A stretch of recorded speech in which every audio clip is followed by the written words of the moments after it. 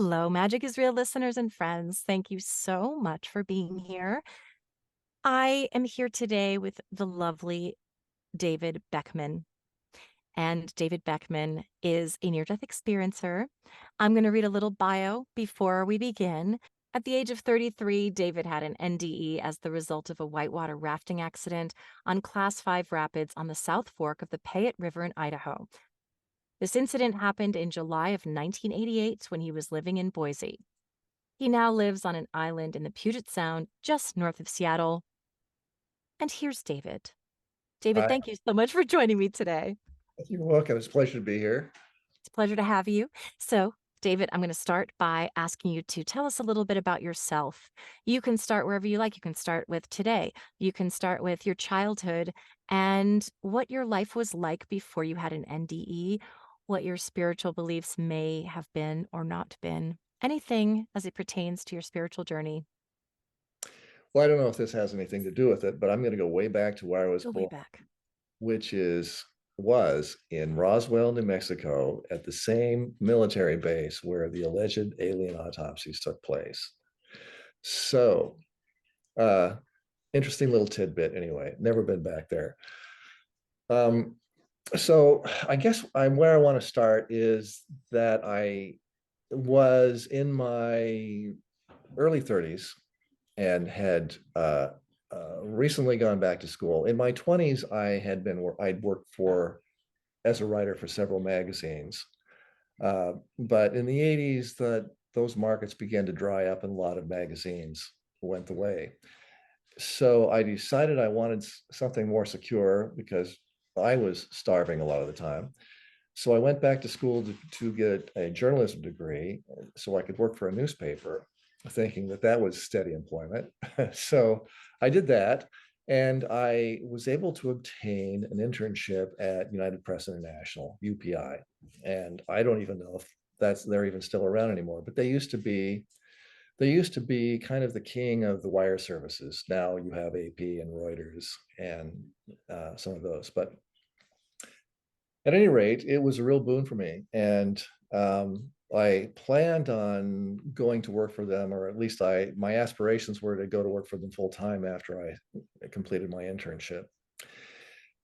But about the time I completed it, the company was sold and they were laying people off. And since I was one of the last ones hired, so called, I was actually, working as an intern, but was making money at it. I was let go and brought back only for in special circumstances, like to cover elections or something like that, sort of an on-call situation. So in order to make a living, I took a job as an IBM sales rep, um, uh, and selling IBM typewriters and word processors. They were first coming out about that time. And it was a good steady income. And I got to wear a suit and a tie and walk into an office. In fact, I used to joke around because IBM was really kind of the king of office equipment back in those days. And I would walk into an office on a cold call and hand the secretary my card and say, "Hi, my name is David Beckman. I'm your local IBM sales rep. Everything's going to be okay now. I'm here." So Yeah. hopefully that elicited a laugh. But that would get me sort of uh, starting with at least some sort of exchange that wasn't as tense as a normal cold call was. And it was a pretty good job, but I was restless. I really wanted to go back into journalism. And on my 33rd birthday, I was shopping for groceries and happened to see an Esquire magazine with Michael Crichton's face on it. And he'd written his only nonfiction book called Travels, and it was about his experiences with the paranormal and how he'd gone from a skeptic to somebody who really became a believer. And one of the things that he did was uh, back in the late 70s, he directed a movie called The Great Train Robbery with Sean Connery and Donald Sutherland? Sutherland. Yes, thank you. Yes. And at any rate, when he would walk to work every day in London, he would pass through the train station, and there would often be a psychic fair there. So he decided to stop and visit a few and see what they'd have to tell him. And a lot of them, of course, were way off base. And some of them were so amazingly accurate that they would tell him things that he hadn't remembered since childhood, very personal things, intimate things. So I knew that there had to be something there. And that's what kind of got him started into exploring uh, the reality and the fakery, I guess, that sort of always hovered around it. Bless you. Thank you. Excuse me. And and I thought at that point, I thought, I could really use some guidance in my life. Why don't I see if I could find a psychic? Didn't have the first idea how to do that, but I was having lunch with a friend of mine who was kind of an offbeat kind of guy who also worked at the company and happened to bring up this article and mention that it might be a fine way to sort of find direction in my life if I visited a psychic. And he said, well, I just happen to know somebody who's really good. And he reached into his wallet and pulled out a business card and he handed it to me. So I called this lady. She was probably about late 60s, chain smoker, um, not the kind of woman that you would, I mean, it's the kind of woman you'd probably find sitting at a bar somewhere, smoking a cigarette and watching TV, and that would be her life. But she was very talented. And I actually visited her during a lunch break uh, during the week. And she invited me over to her house. It was just a small little cracker box that all the drapes were closed. And when I walked in, it was dark. And there were several candles burning, and she had the cigarette in her hand. And I walked in and thought, what have I talked myself into here?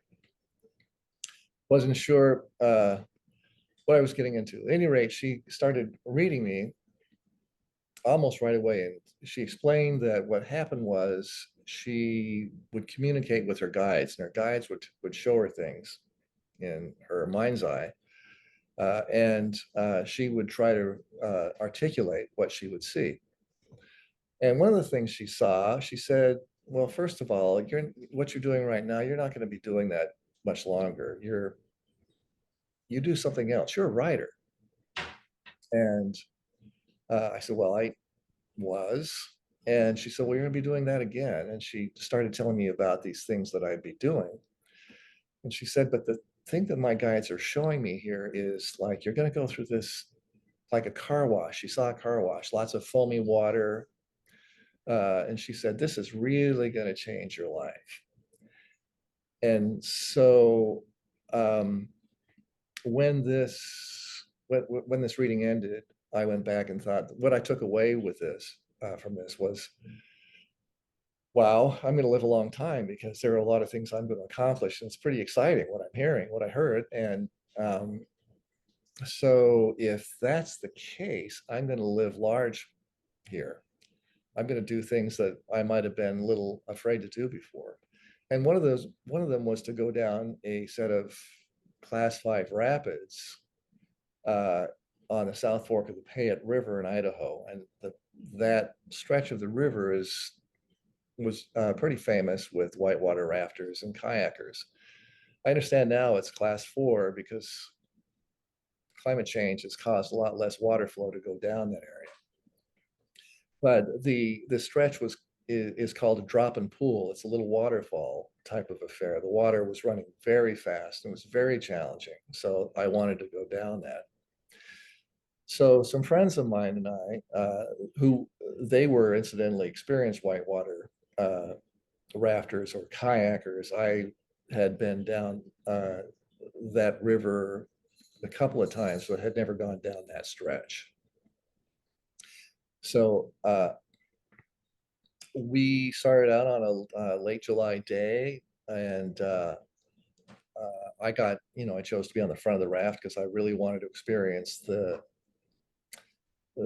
ride and the spray and all of that. And so we did that for most of the morning. And during our lunch break, we pulled off, and it was just above staircase. We made our lunch and had a couple of beers, which is really a smart thing to do before you take on a challenging whitewater rafting stretch. At any rate, one of the guys in the kayak who had chosen to kind of guide us down, he would go ahead of us and navigate the channels to make sure we took the safest route down down the more challenging stretches. And he came back about the time we were all finishing up, and he said, "Look, the staircase looks pretty rough today. We need to portage around them. There's no shame in it. It's just that it's a little too risky." And I piped up and said, "You guys are a bunch of," and I guess denigrated their manhood, and if they didn't go down, and that was really all it took. So one guy, before we started out, the guy who'd been on the back of the raft all day, all morning, wanted to be on the front. So I changed places with him so he could get a little jolt of that adrenaline. So we started off, and as soon as we came to staircase, there's a big rock that was jutting up out of the middle of the river. And it divided, it cleaved the water into two channels. The one that went off to the left was way too dicey to go down. It was almost a waterfall. And the one that went off to the right would be easier to navigate. So the guy on the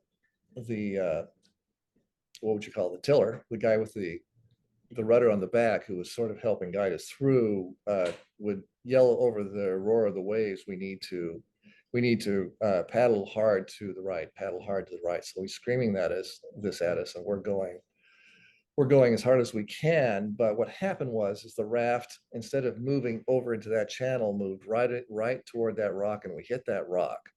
And the rock went perpendicular, and the guys in the front of the raft fell backward and hit me and knocked me out.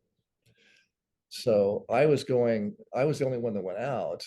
And as I went in, I'm going in backwards, and I'm thinking, I'm going to own the bragging rights to going down staircase and nothing but a life jacket. This is so cool.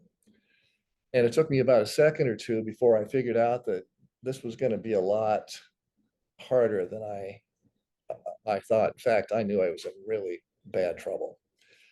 The force of that current, that hydraulic energy, was so powerful that I had no way of controlling myself. When you go out, anybody who's been in the whitewater rafting trip knows that you have to take the river position if you go out, which is to lay back, keep your feet downstream if you can, and just ride it out as best you can. So I attempted to do that, but I was getting bounced around and flipped around pretty badly. And what started happening is, as I would go over the lip of the first stair or waterfall, small waterfall, it would drop you down into these dark swirling eddies underneath. This water coming down would spin you around. It's called maytagged on the river. And so I did the best I could to hold on to the air that I had. And I learned that I would be spit out because the water's always moving, and I'd be spit out of that particular current, and I'd start to see light and start to hear the roar of the water, because it was very silent down in that dark water. When I knew I was going to break the surface, then I'd hit that foam and blow my lungful of air out and gas one in, and I knew I was going to go back down pretty quick. So I did. And over the course of two or three of these stairs, I was in getting rolled around. I was getting bashed into boulders, couldn't see them. It was kind of like walking into a dark room and having a couple of guys work out on you with a baseball bat. Yeah. So it started getting real fast, and I couldn't get enough air. And it wasn't long, maybe about 4 falls over. I tried to, as soon as I got spit out of this vertical eddy, I tried to swim up to the surface with my arms, and I couldn't move my arms. So I tried kicking my way up, and my legs wouldn't work either. I was just so totally exhausted and beat up and probably in shock. Uh, I knew I wasn't going to get there on my own power, and I figured that was probably it. I was going to die. So I thought, remember thinking the last thing I'm going to do is give the river my last breath of air. It's not taking that from me. So I just held on to it as long as I could, as long as I was conscious, and waited for the end to come. And it was just in a couple of moments, and all of a sudden, the violence was gone, the pain was gone, and I was just somewhere else. And it was such a striking contrast that I said, "What the hell just happened to me?" I remember clearly saying that. And as soon as I said that, and by the way, I would describe where I was as this sort of amorphous, gray, but very comforting place. And I had the sense after I said this that there was a being standing next to me. Now, this being that I felt was probably like a guide, or some people might call him an angel. It depends, but it was someone who knew me very well and was there to take care of me. And he actually communicated, and I had a sense it was a he, to me telepathically.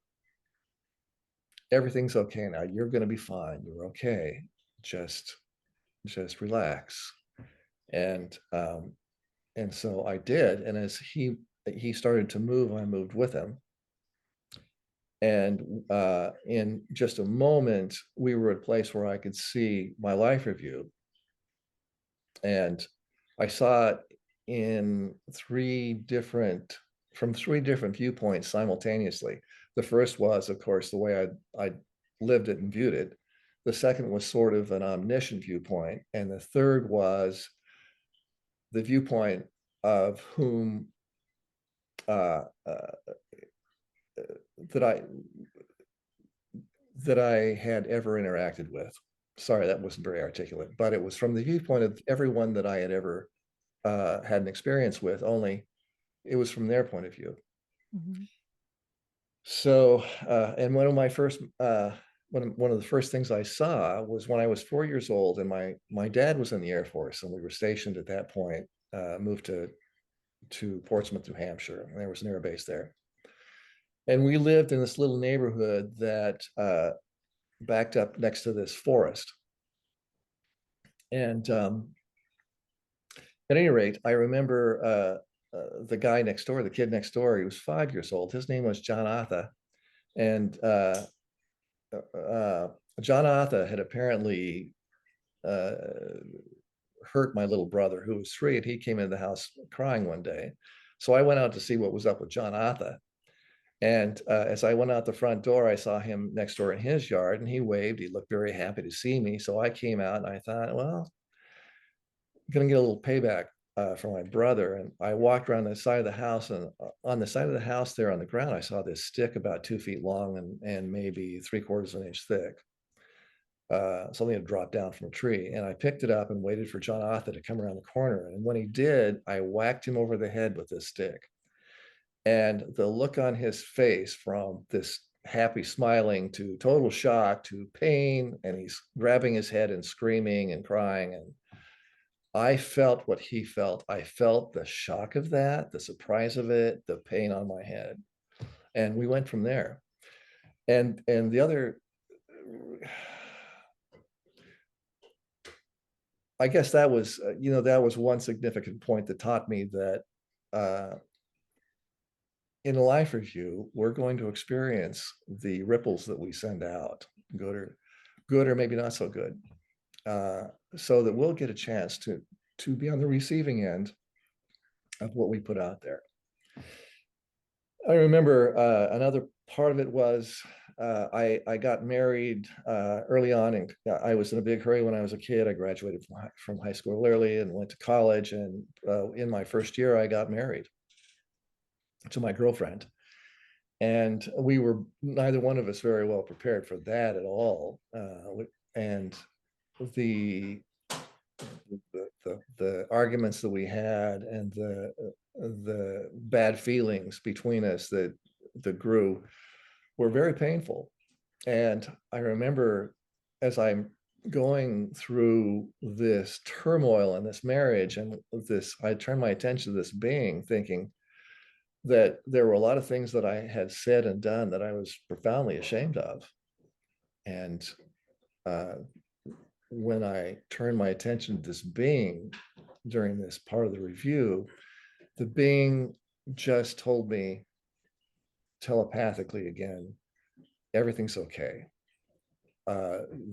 You're just here to learn. There's no such thing as good or bad per se. It's about experience.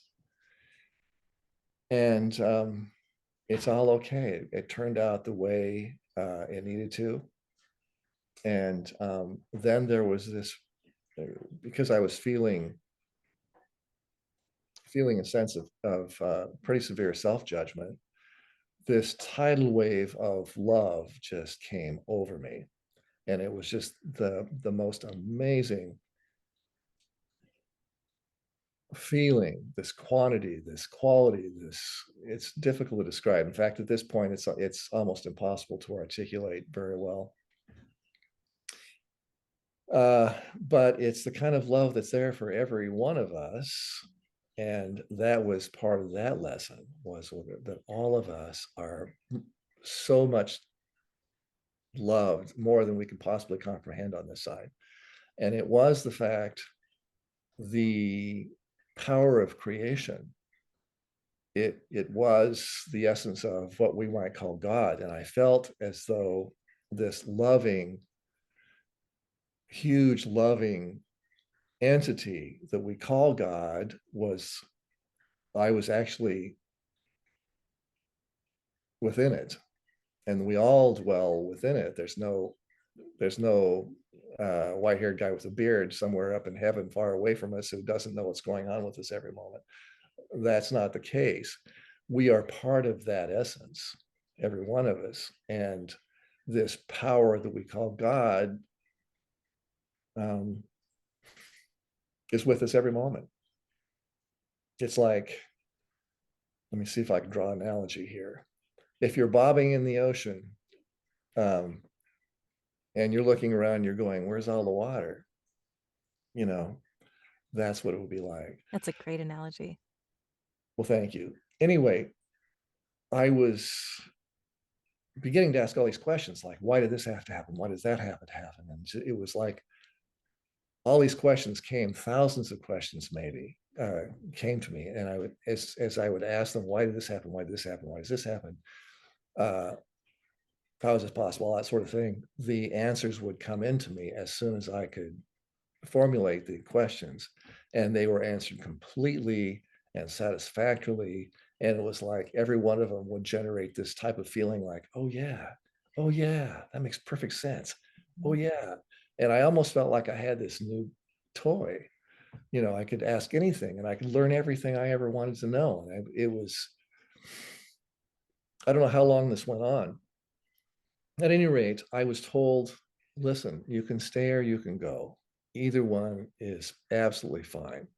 But if you decide not to go back, all of the beings that you incarnated with, you had agreements with, and you'll have to rearrange those agreements in another lifetime. Not that you have to, but you're going to want to, because these are lessons that you've lined out. So I thought, to me, that was like repeating a grade. And I thought, oh, I don't want to go back. I don't want to go back and repeat some of this stuff. So I decided that I would go back, and I was reluctant to do so. I was really in a happy place. So as soon as I made the decision, I was back in the water, and I was quite a ways downstream and at best semi-conscious. I had some awareness, but it was like I could sort of see my body floating limply down through the water. And Breck, the guy in the kayak, was had gotten himself into this eddy, and he was looking for me frantically. And by the way, the guys in the raft they were down, gosh, I don't know, 30 or 40 yards downstream, where they'd found some beach that they could pull up on, and they were looking for me too. And they were all these ashen faced, uh, uh, full of dread. So Breck saw my orange life jacket coming down through the water. He grabbed it, pulled me up above the surface, and would scream at me my name and telling me to breathe. And as soon as he saw some sort of response, he would yell at me to grab a hold of this rope loop on the end of his kayak, and he'd tow me out of there. So after several times of trying, attempting and failing, because I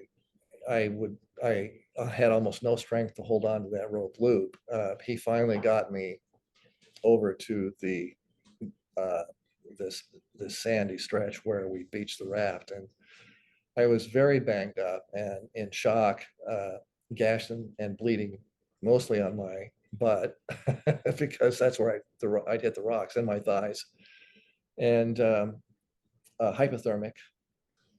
And so they stretched me out in the sun and put whatever they could over me to try to retain body heat, like tarps or life jackets or whatever. And as soon as I felt like we could, they put me in the bottom of the raft and they towed me out of there.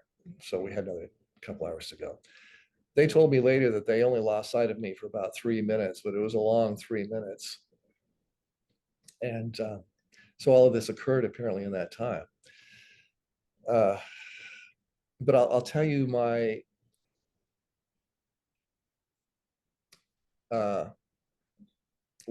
I was able to divine, if you will, while I was over on the other side, was that besides the fact that we're all loved in this very powerful way, time and space is so different, of course. And all of my senses, we kind of look at, so we're these human bodies with 5 fingers and 5 toes and 5 senses. And we kind of view them as all separate. And we experience time and distance uh, uh, differently than what it's like on the other side. It seems it's very malleable there. And it was like all of my senses that we have here were melded into one. So I didn't just see things, I could taste them, I could smell them, I could touch them at the same time, if that made any sense. Mm-hmm. When I came back, I was very intuitive. And I would get into these people's energy, and I would still experience it that way. I would kind of describe it. I remember describing this. Everybody is like this unique flavored popsicle walking around, because of the way you'd experience the sight and taste and sensation of a popsicle and that sort of thing. But the energy was kind of like that. And some energy was fun to be in, and other energy was repelling. And so I kind of kept myself out of crowds because of that initially, because it was overwhelming. Yeah. But one of the neat things is if I needed to go someplace, especially, this was before cell phones, before we had navigation, that sort of thing, I could just sort of intuit this location where I needed to go, and I could drive to it. So, I mean, little things like that. But at any rate, after this all happened, it was like the experience. Well, first of all, it took me a while to process it. I didn't come back and certainly couldn't have articulated much about it then. And even the way I'm describing it now is probably maybe only getting sort of a glancing acquaintance to it. But back in my life, I felt like I was living somebody else's life, wearing somebody else's clothes. And I determined that I really couldn't be an IBM equipment salesman anymore.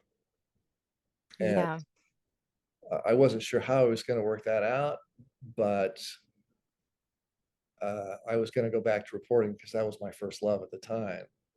And I happened to, while I was at home recuperating a couple of days later, and I took about, I'm guessing, if I remember right, about a week or so to stay home and try to heal up a little bit. Incidentally, I did heal up pretty quickly. Um, but a letter arrived a couple of days after I was home recuperating, and it was from an old friend across the state who said, "Look, we know you're doing great at the job you're working at now, but a paper over in the next town is looking for a reporter, and we think you'd be perfect for it. It's a small paper, but it'd be a great launching pad for you." And I knew immediately that was my next job. And I contacted them and I went over and interviewed for them. And even during that process, I knew it was mine. I figured it was a formality, and I got it. And so I went back to doing what I really loved again, which was going out and finding um, the truth of a story as best as I could determine it and write about it. And for me, that was almost a calling. Uh, in fact, I'll just say this: the reporters that I worked with, the newspaper reporters I worked with, and these dailies in medium-sized towns were people who were uh, just honest to the core. I mean, their only concern was to find the evidence and the facts of a story and report it as best they could. We used to have a saying in the newsroom: if your mother says she loves you, check it out. So at any rate, that was, I ended up doing that for a while and then moved on to other things. But I guess in a way, Right. I'm still sort of a reporter at heart. You are. I was gonna say it's very clear that you are a writer. You're a beautiful storyteller, and really that was so compelling, and I find the way that you put words together to be very compelling. So definitely see that writer in you. I didn't mean to interrupt you. Were you going to say something? No, that's That's uh, you're like, and that's my story. So, that's my well, good, story. because I have questions. First of all, thank you for sharing all of that so eloquently and from the heart. Thank you for saying so. Uh, I would now we've talked about before we started recording, you and I talked about the fact that a lot of people who have had near-death experiences come back with heightened intuitive abilities. And so I'd like to talk a little bit about that. First of all, I assume you went to the hospital. Did you have to They asked did me you if go to I the went to the you say hospital. no. I was like, no. But I came from a family, the kind of this salt of the earth, ranching, farming kind of family that, you didn't show pain, and you didn't go to the hospital unless one of your limbs was dangling by a thread or something. So Yeah. no, I decided I wasn't going to go. I think that was sort of a way of copping to weakness, Yeah. you Yeah. know, the old Western ethic. You Absolutely. I assume so you went home and then obviously this is a huge thing to adjust to. How did you process what had just happened to you? Did you understand? Did you know about near death experiences? I Did didn't. you did you believe once it happened to you, did you think, was that my imagination or did you know you just knew what it was? No, in fact, for a long time, I wondered if, I thought this. So I will say this: the way I had sort of experienced it was though I was an appliance built for 110, plugged into a 220-volt outlet. Yeah. So it kind of fried my circuits for a while, spiritually. Hmm. I knew I was very aware that something very profound had happened to me, but it was still kind of a bit of a jumble. So I immediately set about to read about it. Beforehand, I had uh, read, I don't know if it was a book or a magazine article or something by uh, and about Elizabeth Kubler-Ross, who had written a book, I think in the 70s, called On Death and Dying. Hmm. And I knew that she had written the foreword to a book um, by Raymond Moody, a psychiatrist who had compiled these anecdotal reports of near-death experiences. So that was the next thing I read. And there were some things I could relate to in there and some things I couldn't relate to. But um, it just kind of got me on a quest, so to speak. Yeah. I will say, I need to say also that I didn't get to stay as intuitive as I was initially. That Hmm. eventually mostly went away. A lot of it, I think a lot of it was, I was quite frankly a little bit afraid of it.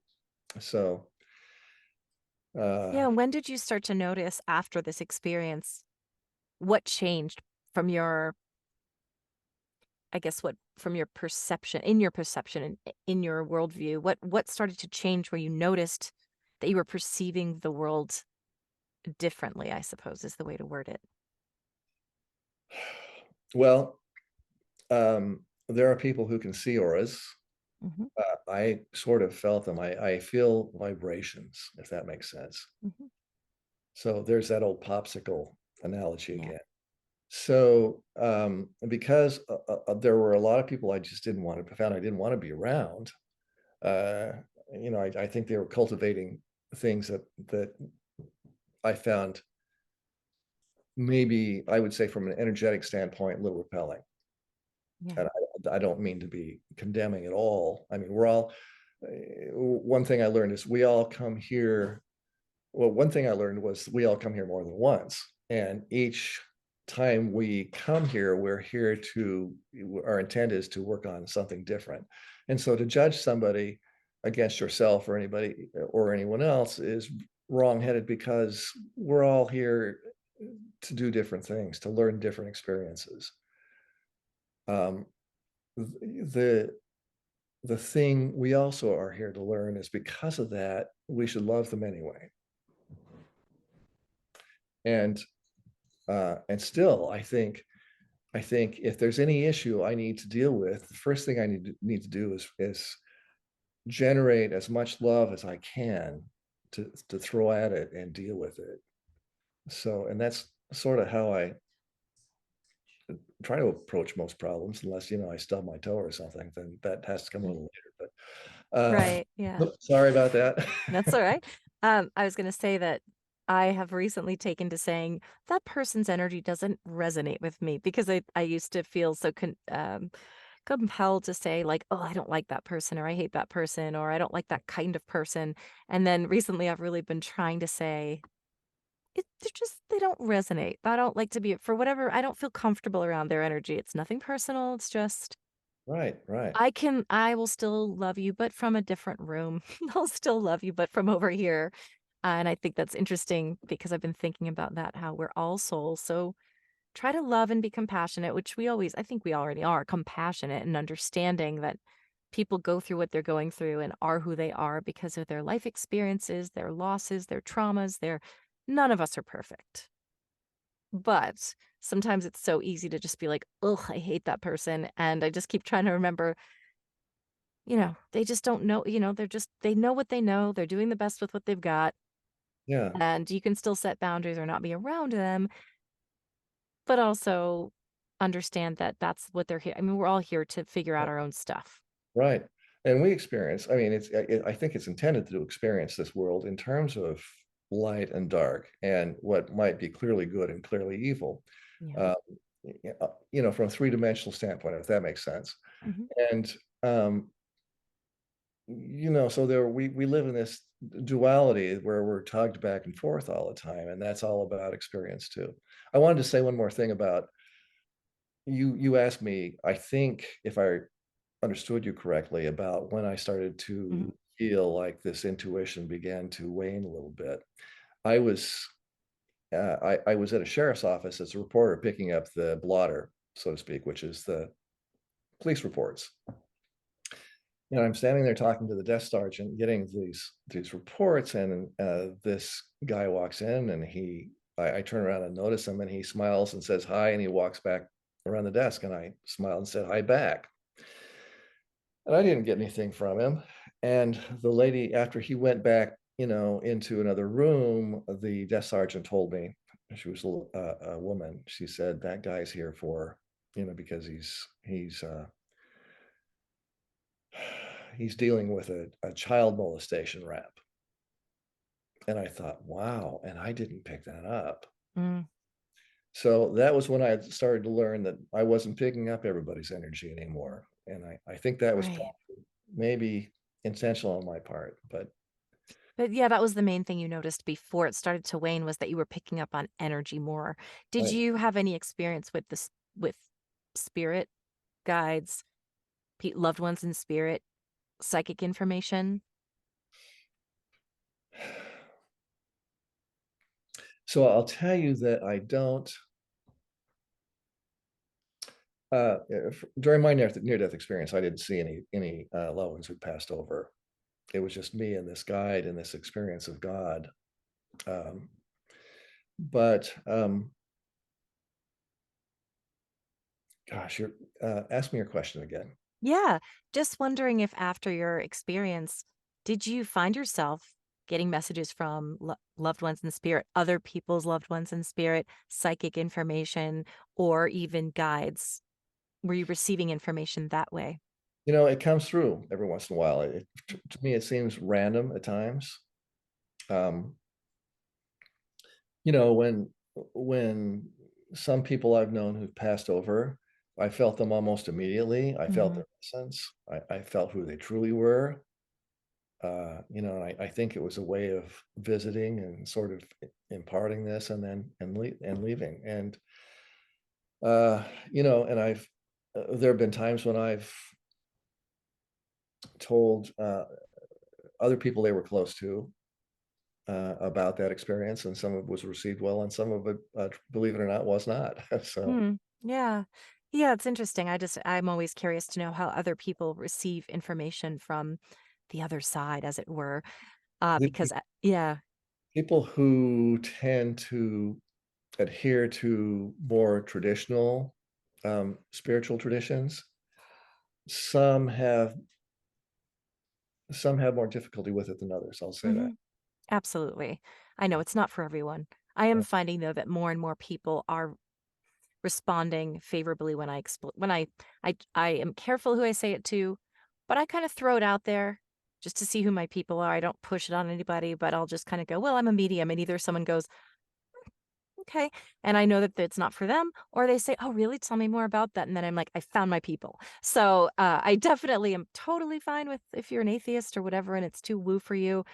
But I just sometimes mention it, and occasionally it has served me well. There was an episode I did on this podcast where I sat on a plane next to a girl, and for some reason I felt comfortable. And within the first 5 minutes mentioning it, she said, my mother just passed. Her mother talked to me for 5 hours, straight to her. Everything I said was validated, and her mom is still with me. Oh, we've become very, very good friends. She was on wow. my podcast. Her mom is one of my, I don't want to say guides because I don't know that loved ones and spirits are technically our guides, but she is very present in my life.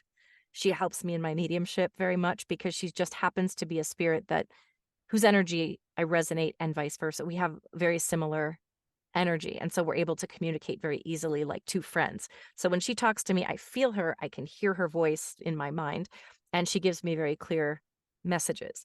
And so sometimes I think it's worth mentioning because it opened something right up. And literally the whole flight, I gave this girl a reading and I kept trying to sleep. I said, I'm going to sleep now. Okay. She just wanted me to add this. And she's like, everything you're saying is exactly right. And so I think it can be really a gift too, but yeah, you also have to kind of be careful who you who you share it with and in what context. Now, I would love to know, this is a really big question, but you can answer anything that comes to your mind is sort of what are we doing here? What is the meaning of life on earth, at least as we know it? You're asking me that one, huh? Yeah. Uh, I would say the meaning of life. My perception. I'll couch it this way, is that we all wanted to come here many times. Now, from this, what I'll call this mortal standpoint, a lot of us go, oh, man, I don't want to do this again. One lifetime is plenty. Yeah. But on the other side, you're like, wow, you know, I'd kind of like to experience that now. And or maybe there's this person that you had a relationship, positive or negative. Maybe you decide, hey, let's do another go around and see what we can work out here. So Yeah. yeah, I think we're all here for this adventure, Mhm. and we do it innumerable times. So Yeah. that's the meaning, is to get experience, and hopefully maybe the whole point of that experience is that draws us closer to that universal love. I agree. That's beautiful. Thank you so much. I thank you so much for being here and sharing your insight, your wisdom, your experience. I am so honored. I love doing this. I because every day, I mean, selfishly, I get inspired. I feel hope and inspiration, and I trust that the audience does too. Is there anything you want to leave people with in terms of another big question I often ask my guests is what do you want people to know? I always want people to know that they are loved more than they can possibly wrap their heads around. And to, if they're seeking answers, the best place to go is inside. Go into that heart space. That's where you're going to find what you need to know. Just get quiet and go there and spend some time there. And uh, you'll find yourself. You'll find out you'll find the real person there, the real being there, I should say. And just stay open to love. Just be wide open for it, because it's there for you. Thank you so much, David Beckman. This has been such a pleasure. My pleasure. Thank you. It's nice to meet you. You too.